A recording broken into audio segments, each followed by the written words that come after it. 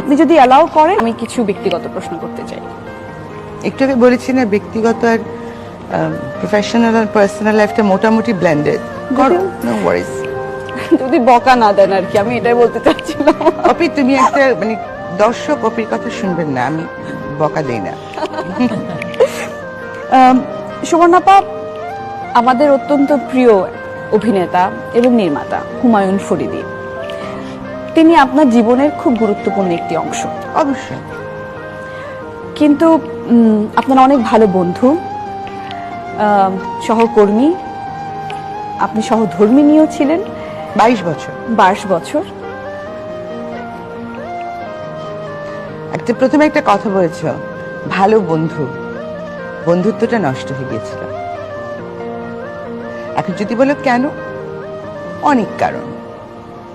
আর হুমায়ুন ফরিদী যেহেতু আর আমাদের মাঝখানে নেই, সো ওনার সম্পর্কে কোনো কথা বলাটা শোভন হবে না, কারণ ওনার পক্ষটি উনি সমর্থন বা ওনার কথাটি বলার স্পেসটি যেহেতু নেই, সুতরাং ওনার সম্পর্কে আমি বলতে চাই না। কিন্তু যেটা আমি বলতে চাই সেটা হচ্ছে যে আমি আর Faridi we are friends first.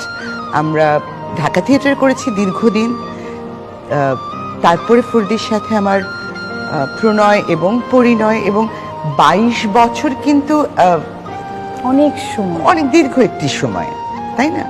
সুতরাং কোথাও একটি তার ছিঁড়ে গিয়েছিল। তো স্মৃতিকে ধরে রাখা ভালো। আর সম্পর্কের জায়গাটা কেমন হবে যে যদি এটা ওয়ার্কআউট করছে না তাহলে করছে না। একসাথে থেকে তিক্ততা বাড়ানোর চাইতে যদি আলাদা হয়ে গিয়ে সম্মান করা যায় দুজন দুজনকে, কি সমস্যা?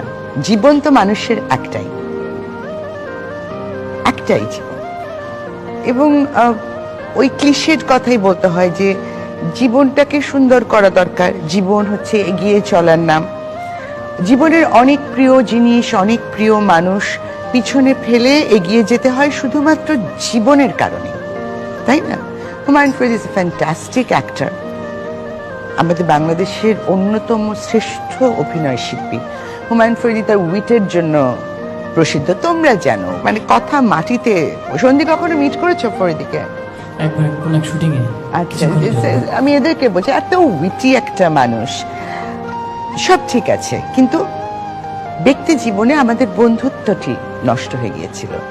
তো সম্মানটা অটুট রাখবার জন্যই মনে করো আলাদা হয়ে যাও।